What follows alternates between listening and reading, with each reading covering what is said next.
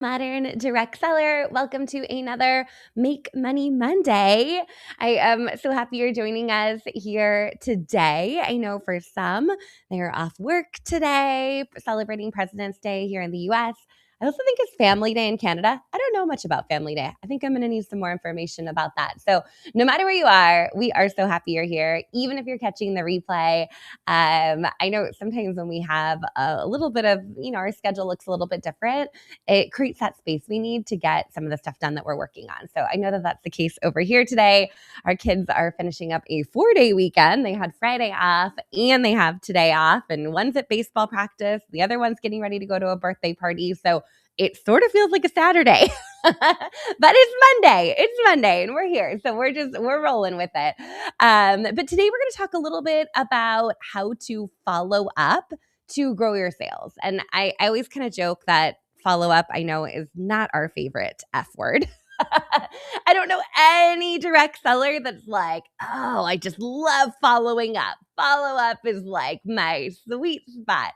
But we know that follow up makes a huge difference when it comes to your sales. So we're going to get into the details of how to maybe not effortlessly, but how to make follow up a little bit easier for you. So we should be live in all the places. I see we're over on Instagram. Hey, Evelyn, so glad you're here. We are also live over on Facebook. So I'm going to go ahead and share this into our Facebook groups, our Modern Direct Seller Academy, as well as our Modern Direct Seller community, which we just rebranded and is open to the public. So definitely come pop in over there.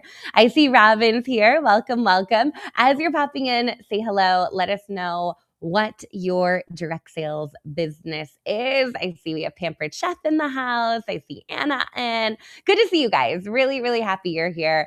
And so we're going to talk today a little bit about how we can get a little better at our follow-up. I'm going to share some tips, some strategies, some of those things that I think the most successful sellers do, but maybe we don't talk about or train on to help you get better at it. Because I think most people can relate that it's just not the part of the business that they really, really feel passionate about. But if you've been doing this for a hot minute, you know that it really pays off, literally pays off. So we should be live in all of our places now. There we go. Okay, perfect. Color Street, Olive Tree people in the house. Yeah, hey Tina. I know, trying to follow up more. I feel you on it. I feel you on that. Okay, so let's talk first a little bit about what holds us back from follow up. I think that this is important to know maybe why that stack of leads is still sitting on your desk, or why that person's name is on a post-it note and we have been delaying checking back in with them. So just to kind of recognize what some of those challenges are or mindset issues that are holding us back. I think the first one really is fear, right? Like the fear of following up with someone because you feel like you're going to be pushy, you're going to feel like you're maybe going to get rejected. You don't want to come across as desperate or whiny or begging for a sale or anything like that. So there's kind of like this fear factor in mind when it comes to follow up. And that's not the case at all. Follow up is excellent customer service, and you can do so in a way that is not pushy. And getting rejected or someone ghosting you is gonna be part of the game. That's how things work, right? So if that's one thing that's on your mind where you're like, oh, I just don't want to do it, double check yourself. Was it yourself holding you back, or is it having the technical skills of not knowing what to say or where to follow up, right? So that kind of brings us to not having a system for follow up. So a lot of people are not great at follow up because they lack a system around it. They are relying on their memory and who pops into their head that day that they need to follow up with. When you systematize something, then it's okay. I'm checking my list today. Here's who I need to check in with today. Get it done, knock it out. Easy breezy, right? It's not necessarily your memory. We've got too much floating on it in our heads. We got a lot going on. So we need to have some kind of system around it. And when I say system, there's a lot of different systems that you can create. You really have to figure out what works for you. I've seen people be very, very successful with a spiral notebook with names and contact information on it. I've seen people be really successful using super fancy apps and tools that are going to give them push notifications on who they need to be checking in with daily. Now, I've also seen people get started on an app or a tool like that and then have 4,592 notifications, feel buried and defeated, and not use it at all. I've seen people just use a simple Google Sheet. And if you're looking for a great place to start, that's probably where I would start, is a Google Sheet. It's accessible on your phone, accessible on your laptop. It kind of goes with you. You can add people to that list as they do pop into your head. That's great. Put them on the list, put their contact information there, and then you can set a date that you want to follow up with them. Maybe you've reached out today and you know that if you get ghosted, you want to follow up again on Friday. You can set that date of when your next follow-up is and then sort by that date. So I promise it's not as complicated as it sounds. Many of you have used our 300 Club before. That's a great place to be intentional about building relationships and making contacts. You can actually use that same spreadsheet as a system for follow-up as well. So that would be a good place to start. If you haven't grabbed that, it's just over at moderndirectseller.com/300club, and you can get your hands on it. So sometimes we don't follow up because we're fearful. Sometimes we don't follow up because we don't have a system. And then the other reason that I see a lot on why we don't follow up is we feel like it's been too long. We feel like, gosh, they ordered 3 months ago. I really should have been proactive and followed up sooner. Now I'm kind of embarrassed. Now I'm kind of feeling weird about it. Or, oh, I met that person at a networking event or at a pop-up event and I wrote their information down and I meant to follow up the next day and now it's the next month, right? Does that resonate with you? So if that's you, you're probably also kind of in your head about it. I would try to flip that mindset into, those people are just waiting to hear from me. They're waiting to hear from me, right? And it's okay to own that you work this business around your life and life got busy. So sometimes when we ghost people, it's okay just to say that. Like, gosh, you have been on my list for a month and I have been meaning to follow up, but life just happened. But better late than never, checking back in. How are things going? Or did you want to grab that coffee? Or can I send you more information about this? It is perfectly okay to follow up with old leads that have been sitting there for a little bit of time. Don't let that hold you back. And you're going to feel so good when you get it done. Then it's like, whew, okay, the ball's in their court now. I did the follow-up. I did the work that I need to do. If they respond, great. If not, I'll follow up again in a week. And you can kind of just keep that mindset for yourself that you can do it, even though it's been a little while. And it's okay to own it and let people know that. So let's talk about what good follow-up is. Now that we know the things that are holding us back from the follow-up, and hey, Denise, we got Norwex in the house. I love it. The things that are holding us back, let's think about like how to do follow-up really well. How do we create that system around it that makes it easy and we're being proactive and we're feeling on top of it? So I always say good follow-up is timely, right? So we know we don't want leads sitting there for a month. It happens from time to time. But especially if you're meeting people in person at events or even if they're part of your online events, I always say you're kind of like in the friend zone for about 48 hours. And they're like, oh yeah, I met you. We connected. We talked. After that, people are kind of like, well, who again? So good follow-up is timely. So I think that's a really important thing to mention, especially if you're doing big events and you know you're walking away with a lot of leads. You also have to carve out time on the back end to do that follow-up. We can't, if we're just going from one thing to the next, to the next, to the next, to the next, and we never have time to follow up, then we're leaving money on the table, right? We want to make sure that within 24, 48 hours, we have some kind of touch point, especially if it's a hot lead or someone that is really interested in the business or interested in collaborating with you. We want to make sure those ones in particular we're really, really on top of. If it's, someone putting their name in a raffle that never purchases anything, like they're kind of probably more of a looky-loo. They're lower on my follow-up list, but those hot leads, 24 to 48 hours, send out those texts, send out those messages, make those phone calls, and get that conversation started. So when we're following up, it's always great to have something to follow up about, right? It's not just a hi, it's a, hey, how are you loving that product that you purchased? It's a, hey, I know we talked about this and I wanted to circle back on it. I wanted to loop back on it. I wanted to connect back with you.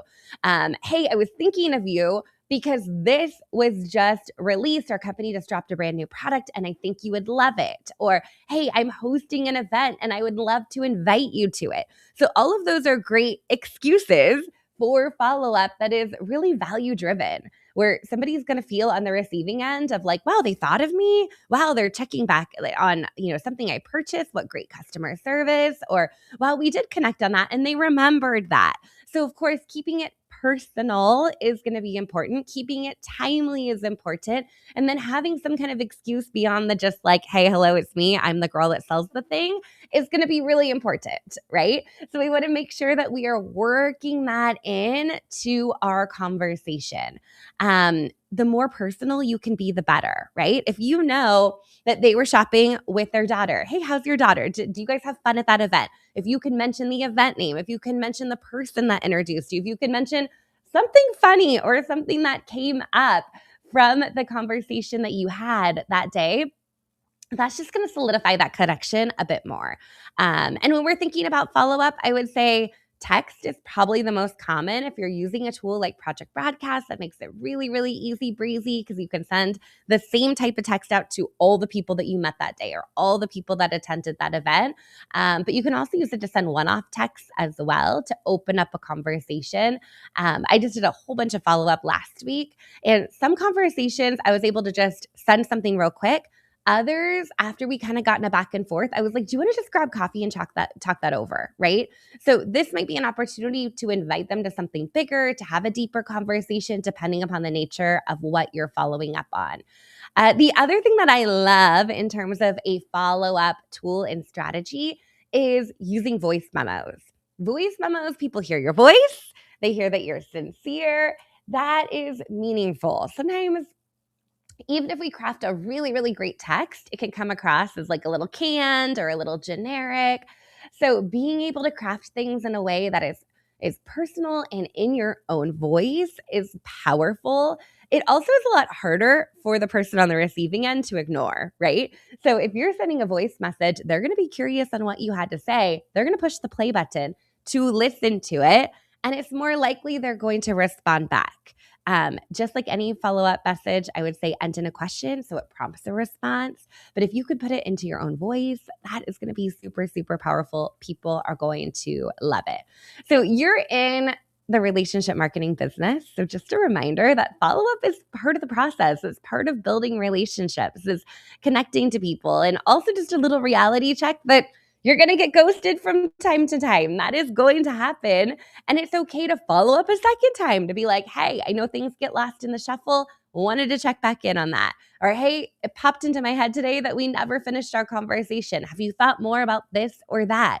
That is perfectly okay. And then, if worse comes to worse, this is like the secret back pocket strategy. If somebody is totally ghosting you, maybe they've told you they're going to join your team, or maybe they promised they were going to collaborate with you, or maybe they were waiting to make a purchase until they got paid on Friday, whatever it is, where you're kind of like, all right, like, let's go.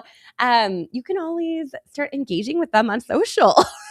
So this is a great one if you don't want to be like overly pushy, but like, hi, I'm still over here, right? Leaving a thoughtful comment on their post, responding to their stories. A lot of times they're going to see your name and that's going to trigger, oh my gosh, I totally forgot to check back in with that person, or I didn't respond to their last message. That might kind of trigger something for them.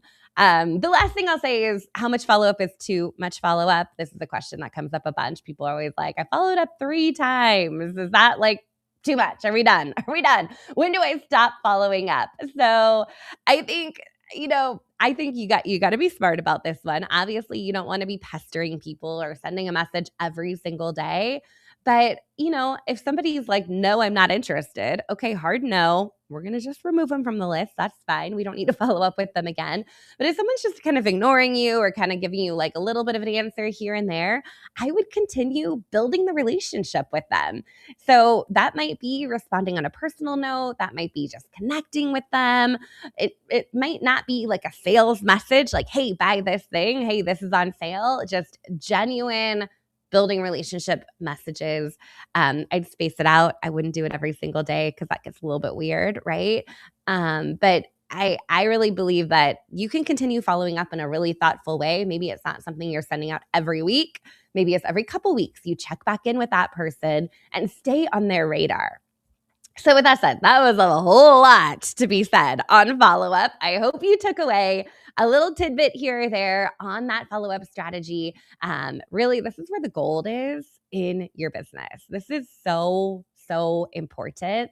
And it's one of those things that separates the people that do this business really well and the people that don't, right? So it is an important skill to develop. It's important that you create a system around it so it becomes easier for you and it's not just like, oh, I got to follow up with Joey and Susie and Molly and people just start popping into your head while you're making dinner and doing laundry, right? No, we want to have a system for it. So at the bare minimum, add it to your spreadsheet of some sort or your spiral notebook if you're a pen and paper kind of person.